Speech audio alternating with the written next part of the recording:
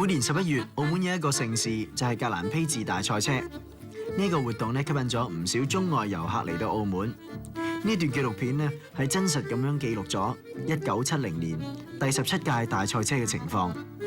由片段中咧可以見到當時咧跑道嘅設施咧仲係較為簡陋。我哋甚至咧可以睇返70年代新口岸嘅水塘一帶嘅景色，同今日咧簡直係有天淵之別啊！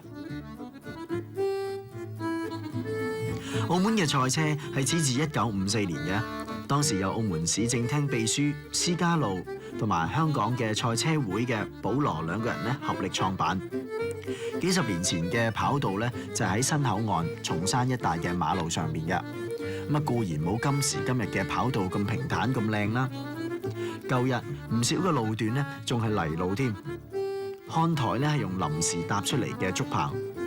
唔知仲有冇人記得首次嘅賽事呢？第一日係舉行平均車速賽，有24架車參加。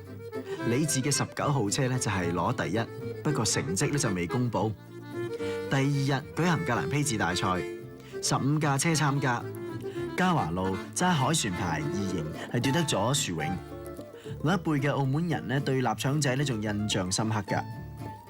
嗱，呢段片段入邊咧，我哋見到70年代嘅戰車設計同埋外形咧，同而家嘅戰車有好大嘅分別。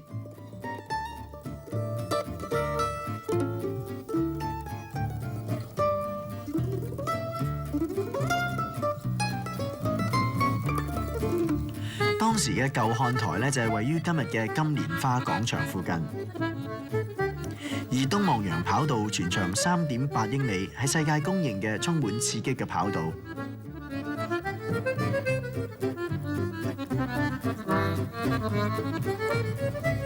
沿途大小嘅彎角有成30幾個，經過咗40幾年嘅不斷改進，澳門賽車嘅設施亦都越嚟越現代化啦。